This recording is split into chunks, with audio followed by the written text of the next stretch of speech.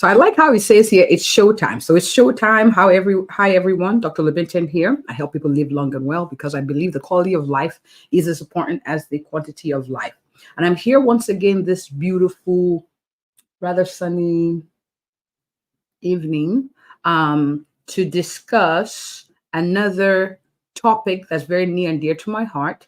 It's actually one that I get to see quite often.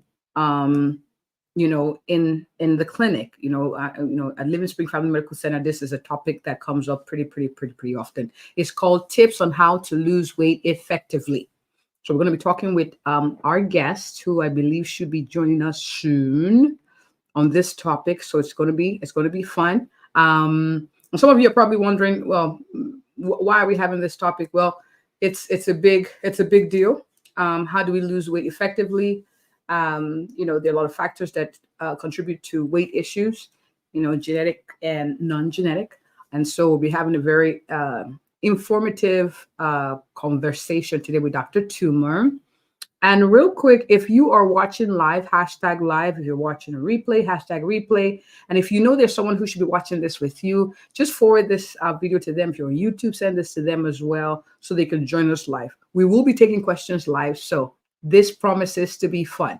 If you're watching live, again, hashtag live. If you're watching replay, hashtag replay. All right. Let me bring up my guest. She's Dr. Catherine Toomer. I've known her for a little over 2.5 years now. So I'll be bringing her up. Hi, Dr. Toomer. Hi, how are you? I'm good. How are you? I'm fine. I'm fine. All right. I was just introducing you. So thank you for coming on this evening. I know it's an hour ahead where you are. So thank you for taking Yes. your evening to spend time with us. Not at Okay. all. I love spending time with you. Awesome. All right. So for the sake of our viewers, could you kindly introduce yourself? Who are Yes. you, Doc? And why do you do what you do? All right. So I am Dr. Catherine Toomer. I'm a family medicine and community health physician and founder of Total Weight Care Institute, where I help patients maximize their health and wellness through very targeted and comprehensive and compassionate weight care treatment. And I also help physicians learn how to provide comprehensive and compassionate weight care to their patients so that they can also have a full and healthy life. And so the reason I do what I do is because I became the doctor I needed when I was 100 pounds overweight on insulin as a diabetic, and then went into congestive heart failure. And was told I had about a 50% chance of living a year.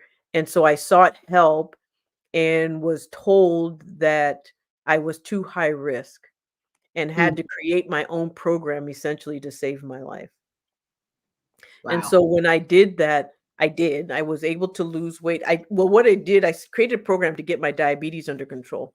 And this was 23 years ago. And I lost 100 pounds over the course of many years, but initially 60, later 40 plus. And but realized I had a program I could use. I have used it over and over and over again with Mm, patients. But when I was working for someone else, it was very difficult to do the work I needed to do, like spend time and listen to people. right. It's a biopsychosocial approach. So I mean the psychosocial stuff, you can't just do that in 10 minutes. And so I created my own institute, teach other people how to do it, and um, have been doing this now for, oh gosh, I opened my own practice in 6 years, 7 years. Mm, Yeah. okay. Wow. I like that your experiences, one, empowers you to also relate to some of the struggles or challenges that patients face, and Hmm. that you use that to create a solution as opposed to wallow in it. So Yes. hats off to you, Doc. Hats off to you. And I Thank you. love what you do. Thank All you. right. So let's get right into it because we have viewers and they're already like, okay, I'm ready. I'm taking notes, right? You guys Okay. are taking notes? Okay. So first question is what are some of the common challenges people face when trying to lose weight that you've noticed? Maybe the Mhm. top three, and then we'll attack them. Number one is not knowing where to start or how to start, and therefore getting overwhelmed. The other that the biggest challenge is doing too much too soon. Just jumping in, changing, making too many changes on too many different places, and then getting overwhelmed. And then the third is misinformation. A lot of the information out there about weight loss and how to lose weight and what it means and why why we should do that is actually based in a toxic culture that says thinness is valuable and you should be thin by any means. And so people often do things that are unsustainable, very unhealthy. And so that's one of the biggest challenges that I have and that they have is that, but that if you don't know, you don't know. Right. But you can't figure out why it's not working. And then you usually end up blaming yourself for it not working when really it's the process, not the person. Okay. So let's give examples of this overwhelm. Too many things too fast, you mentioned, but you said people feeling overwhelmed, like where do you start? So generally speaking, of course, we do recommend that people make their appointments with their physician or schedule a time with you, but where do you say people start? For someone who's watching who says, I've been down this road before, I've seen different clinicians to treat this. I don't like how I'm treated sometimes. I don't bring it up sometimes, but it's obviously something on my mind. But where do you start? Or where do you advise people start? I start by telling the mirror. Okay. And the reason I do that is because the more accepting we are of ourselves, the easier it is to make changes and not get overwhelmed. Any little change is a celebration instead of feeling like a failure. Because if you have this thing in your mind and you're so far away from this thing in your mind, then you're always coming from behind. But if you start from a place of self-love and self-acceptance, no matter what happens, you're already ahead. And so I always say start in the mirror. And the other reason I say start in the mirror is because how we look at ourselves. I always like look at yourself in the eye and learn to smile and learn to say nice things, because during this process, it's very easy to say negative things. It's a lot of negative self-talk, which actually makes the process a whole lot more difficult. Yes. Overwhelm is based on unmet expectations. And so if you don't expect, if your expectations are unrealistic or too grand for the moment, it's very easy then to get overwhelmed. So you start low, go slow, and you start by telling yourself the right information about yourself first. I love it. Self-love. I like myself. I love myself at any size. At any size. And being gracious to Yes, yourself.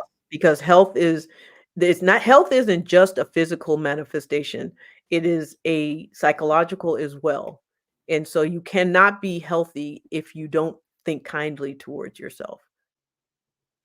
Do you think that's why, and this is an off-topic question, do you think that's why with bariatric surgery, before you get to that, you have to see, like, make sure that you're okay? Because they Yes. do insist on the site. Yeah. Mhm. Really, really Yes. important. Otherwise, even when you get there, it doesn't fix the underlying issue of No. self-love. And it doesn't fix the underlying issue of why you gain weight in the first place, because Right. it still is a metabolic process, and bariatric surgery is a volume process. Most people are not overweight because they overeat. So dropping their volume, all that does is make them malnourished. So they do drop weight, but they become malnourished in the process. Let's talk about that. I had a conversation with a patient today, and she got a little defensive when I said, there are options. We have medication. She's like, well, when I stop it, the weight comes back. So why would you suggest that? And so you talked about the multifaceted nature of weight and genetics, the non-genetics part, right? And so let's talk about that. Are weight loss medicines, because some people may need to be on it long term or even not get off it? What are your thoughts, or how do you broach this with a patient who's saying, I need to lose weight, but the idea of being on the medication indefinitely, I don't like? Okay. So this is what I say.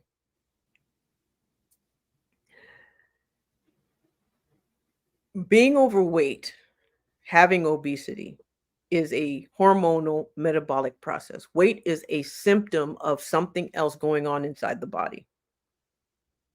And so that something else is a process that we cannot control. It is a combination of environment, when environment meets our genetics. And so what the medication does is it corrects and resets us back to our, what they say, your factory settings, essentially. Right. And so it's like saying, if someone has any type of chronic disease, if someone has migraines and you're put on medication to make your migraine stop, you're not worrying about when you have to stop that medication because it controls your migraines. It's the same thing. When you start a medication that's controlling your metabolic issues, then let it control your metabolic issues as long as they exist. And usually they exist forever. The only thing that counters metabolic issues that medication comes off is muscle. And most of us may or may not have the time, the dedication, or the genetics to build the amount of muscle that we need in order to take over for the medication. When we say, I don't want to stay on this medication forever, generally what that tells me is that the toxicity of diet culture has been superimposed on this process. Because in no other time do we say that, or ask that, or complain about that, or worry about that. We just care about it being our whatever disease it is we have being controlled. Right. That's it. Right. We don't care when it's anything else. When someone says you have high blood pressure, you're going to be on this blood pressure medication for the rest of your life to control your blood pressure, we're fine with it. But if you stop that medication, your blood pressure is going to come back. High blood pressure will come back. This is no different. I tend to use the heart attack example. God forbid you have a heart attack and you have to be on medicines. You wouldn't argue, so I paint that picture. However, you talked about, the culture as well. But I have someone who came in with a family member. And when we're having this discussion, it sounded like I was making an excuse for the person. Now, even in my family, extended family, I've seen the dichotomy in how genes play a factor. A family member who can eat a whole lot but still maintains a slim figure, and there are certain people down the line, and there's some who essentially kind of smell food and tend to gain weight. And I've seen that happen because I'm one of the people that eats a lot and still sometimes, but I'm doing better. I control myself, but I saw that. And so let's talk a little bit about how do you address someone who says, oh, you're just making excuses for this person. You're giving them, an out to just not make efforts when it comes to the diagnosis of obesity. Again, it's the toxicity, the bias and prejudice of a diet culture and a bias and a prejudice against obesity. When we tell someone who has high cholesterol that they're at risk of having a heart attack and we're putting them on medication, we know there's a genetic component to high cholesterol. Yes. We don't tell them it. We don't tell them we're making excuses for them when they have a genetic component to their high cholesterol. Even when they're eating steaks every day, even when they're, we still treat what it is they've got. Right. This is no different. So anytime someone says you're making excuses, what that tells me is that they've bought into this is a personal failing. The other, though, is that so the same issue, the same way we gain weight, the same way our body makes fat is exactly the same way our brain tells us, takes signals on whether we should eat, what should happen to that food once we've eaten it, and what happens to our body once we move, once that food has been taken. It tells that the same process tells our body whether to take that food and turn it to fat or turn it to fuel. So it's all connected. It's all glucose driven. Our brain only uses glucose for energy. So when you have a glucose dysregulation that makes your body make fat very efficiently, it also disrupts the signaling in your brain. Okay. Now, are there environmental factors that people should put into consideration when they're on this journey? I know you talked about, of course, self-love. We talked about that first, but, are there things like how do you encourage your patients on the risk factors that they can control? Like, how do you incorporate that into your Okay. care for your patient? The biggest risk factor they control is their stress. But even with stress, there's a psychosocial component. Again, glucose dysregulation has definitely mood issues. It affects mood as well. Right. There are certain things that can be controlled: muscle, movement, mood. You can do those things. Now, the key is, though, do not impose expectations as to what those things are going to do as far as weight is concerned. Just know that you're trying to get healthy and let your body go where it goes. But It's almost like let go of the outcome. You're yes, saying in just relaxing through the process. the journey is the destination. Oh, that's deep. That's So big. that way, when you That's big. remove the expectations, all you're doing is focusing on a healthy process so that you are healthy, psychologically healthy, socially healthy, physically healthy. That is not connected to a size. That's not connected to a number on a scale. That's connected to your feeling of well-being.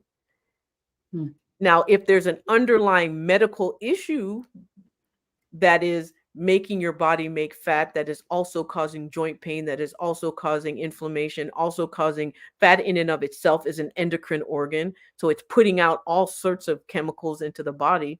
So if those things are happening, yes, there are things that we cannot control. Those are not controllable by us.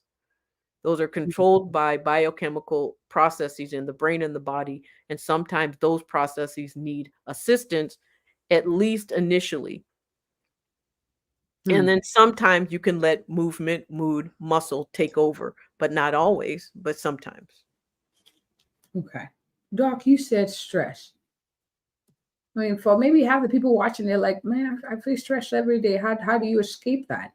How do you address that when it comes to, are there quick tips on how to manage stress, even in the reality of being in stress and Yes. still trying to lose weight, Doc? Yes. There's long, ancient history of ways of reducing stress as individuals. Monks basically have been doing this for centuries. Yeah. And what this is deep yoga breathing. You bring your cortisol levels down. So there's basically with any process, you can go after the cause or you can go after the effects.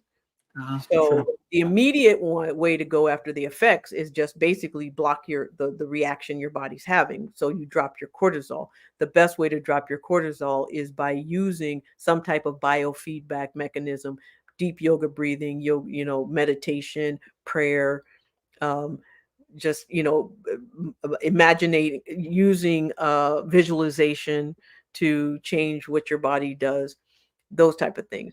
While that's the immediate, and then you start working on the cause, and you start looking at the situations that are causing you stress. First, you change your reaction to the stress, then you go after the stress. Sometimes you can't change it. You can't throw your children away, so they're just going to be stressed.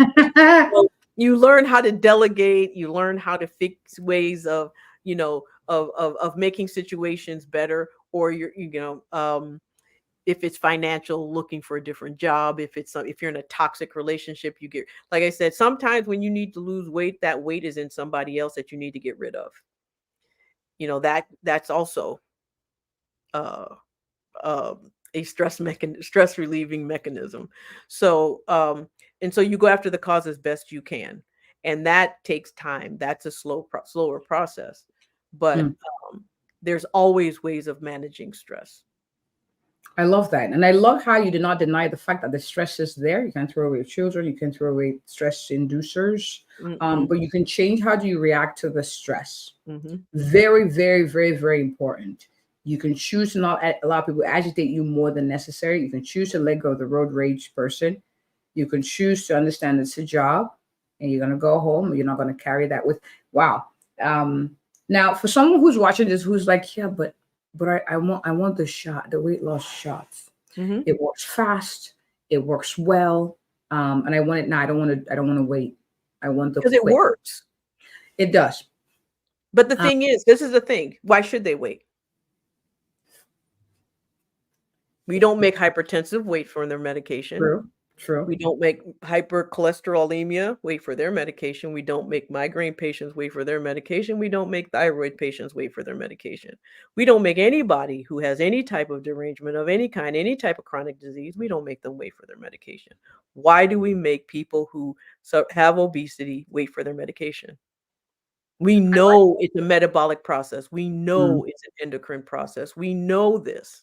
We know it's chronic. We know that it's a biofeedback mechanism that feeds on itself in a vicious cycle. Why not just break that cycle Mm. Mm. and then work on the other stuff?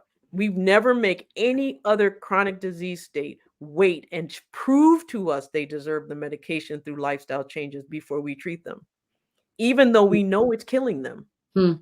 Mm. We never do that. And the only reason we do is because of medical prejudice. Mm. That's my soapbox. Mic drop. I like how you said we treat and then work on the other stuff. Yes. And therein lies the balance. And so we're not on here saying, oh, don't do the things. We're not on here saying, you know, just do the medicines alone. We're saying that there's an underlying genetic component that needs to be addressed. And then the other things that make that like together, it's essentially, and you feel better because I've had, like you said, people lose weight, lose muscle. Don't like the skin. They don't look lose muscle. Feel good. No, I'm saying they don't lose muscle if it's done properly. That's what I'm saying. I've seen people. So this is the thing. Muscle only gets lost if a person is undernourished. So that the body, if you're not eating enough protein, your body go after your muscle for that protein. The way to counter that muscle loss is just eat more protein. You just eat more. And that's it. I mean, as someone who's lost 100 pounds, I can tell you I eat way more now than I did when I was 100 pounds heavier. This is not a food issue. It's a food issue, but not food consumption issue. Right. It's not a food volume issue. It is a food metabolic issue. It's what your body does with food. So what my body does with food now is very different than what it did when I was 100 pounds heavier. But my metabolic genetics is exactly the same. And I am still have to treat that metabolic process in order to maintain my health. My health reflects in my weight, but my weight is not my health.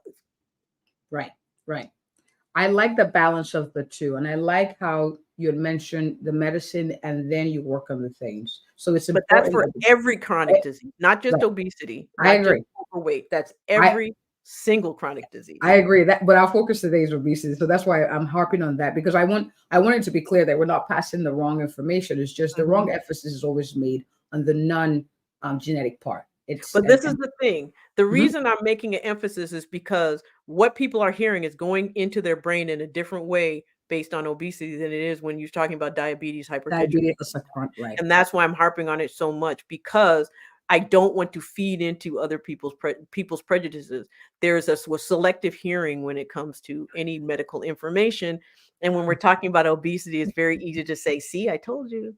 You know, I told you you're supposed to be doing this. I told you, but nobody does that to the diabetics who are equally as responsive to lifestyle changes. That's fair. It's a chronic condition. Got to see it as such because it's on the same continuum as diabetes. True. All right, now I'm going to segue into the nutrition piece, right? You mentioned protein. Yes. Protein. Now, for someone who's watching this who says, well, what protein sources would you recommend? Because there's the whole red meat saga. I don't like fish. They don't like fish. How do you make sure you get it? Well, I guess it's per individual, but how do you encourage more protein intake in your clients? Plants first. Plant-based proteins are always the healthiest. Beans, they're a combination. So essentially what proteins get broken down into body into what are called amino acids. Those amino acids are taken into the body and then reconstituted to make other proteins, which is basically our organs, our skin, our heart, our brain. Everything is protein that's been kind of broken down, then reconstituted inside our body. The way we can do that those amino acids that can be put together to make those organs can come from plants, either whole proteins like beans or two different plants that have one complements the other. So rice with, broccoli combined will make a full protein, or, different plants and different, and, there's lists, you can look them up. And so that's the start. Low fat protein like meats, lean meats are better. That's the next way of getting protein. And then, and in a crunch, then using supplemental protein if you can't eat the amount that you need in order to get the protein that you need, or if you don't, if nothing else is working, then using protein shakes and the like. Okay. But always focusing on proteins for every single meal and snack. Protein should be the star of every meal. Protein in and of itself is an appetite suppressant. It is a way to keep the body healthy. One, because as we get older, falling is an issue. Having muscle will prevent that. If we get ill, losing muscle will make us weak. So preventing that is helpful. And so protein should be the focus. We tend to focus on calories way too much. And instead it should be on the content of food. The content. Not the calories. I like it. You said protein should be the star of the meals of the show. And when it comes to eating, I love it. So I'm going to highlight that at the bottom of the screen so everyone can see. I have a question from a viewer who says, what about drugs, injectables specifically, not being effective long-term? They're saying after a year. Okay, so there you have it. They are effective long-term. That's the truth. So they control whatever they control. And so just like with everything, blood pressure, you take blood pressure, your high blood pressure, you take medicine, your blood pressure comes down to here, and then it just stays there. Right. It controls it. It doesn't mean the medicine has stopped working. It just means it's controlled the process. Same thing with weight loss. If you're only taking the medication for weight loss, that weight loss may get to here, and you wanted it to get to here. Your body has other plans. It's like, I think you're healthy here. So never go into a weight loss process. In fact, I would say don't even go into a weight loss process. Go into a health gain process and let your body go where it goes. I like that. Less pressure. Never have a preconceived idea of where your weight should be, because it takes a healthy process and turns it into an unhealthy one. I love that. I love that. Now, person is also asking, what are the possible side effects? Less than Tylenol. Yeah. That's a good one. Oh, your facial expression, that's good. No, because that's what people are always like, wait, what about the side effects? So there's a whole lot of stuff that we consume that we don't even ask about the side effects of. There are a lot more things that are way more toxic for our bodies than these medications are. I mean, you have to understand, I have these conversations all day, every day, and people are always looking for a reason. And what I'm doing is I'm making sure that no one can take my words, no one can take this information and use it as a weapon, because they're often weaponized.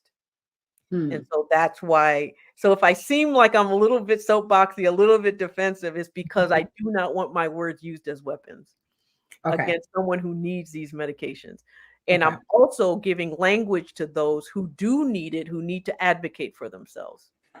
That was going to be my next question, but I wanted to, kind of emphasize what Dr. Toomer is saying here. Tylenol linked to liver failure, linked to stomach issues. Like, it's so every medicine has a potential, not absolute side effect.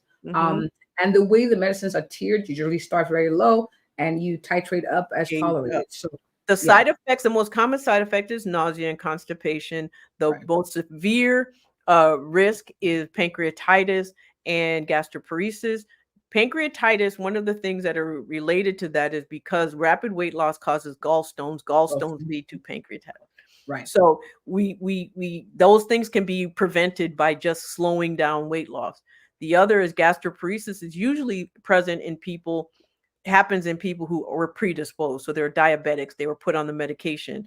The most common cause of gastroparesis or stomach paralysis is diabetes. These are diabetic medications. Which came first, the chicken or the egg? We don't know. So that's why.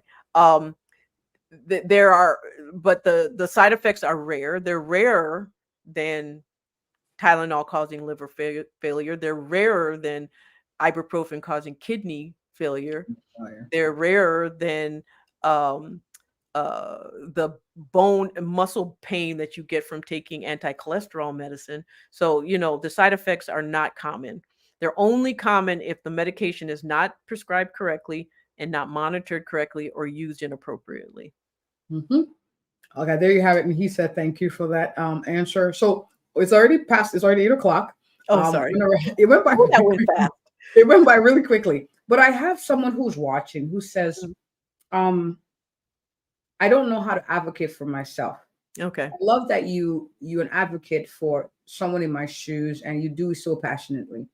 Any tips, encouraging words on how to advocate for the care that they need watching this video, Doc? The best way to advocate for yourself is to put someone else that you love in your place. We will fight for folks we love. So if you can't love yourself enough to fight for yourself, pretend you're your mother, pretend you're your daughter, pretend you're your sister, pretend you're your brother, pretend you're your father. Just think, what would I do if my father were sitting here, if this were my mother, if this were my child, if this were my auntie or my uncle, what would I do? How would I fight for them? And you use that and you fight for yourself. How would I fight for them? Put them in that chair. Put yourself in that chair and talk to yourself. Like, nah, I love it. Yeah. This was so good. Would you allow that behavior to be directed at your child the way that's being directed at you? No, you would stop it. And you stop it if it's happening to you. Put someone you love in your place. I love that. This was powerful. Doc, thank you so much for coming. And I have people who are watching who are like, yes, man, I hear she's a celebrity. She's been on TV. Well, you are, Doc. And they're like, I like her glow. I like how she advocates firmly and directly. Doc, where can people find you?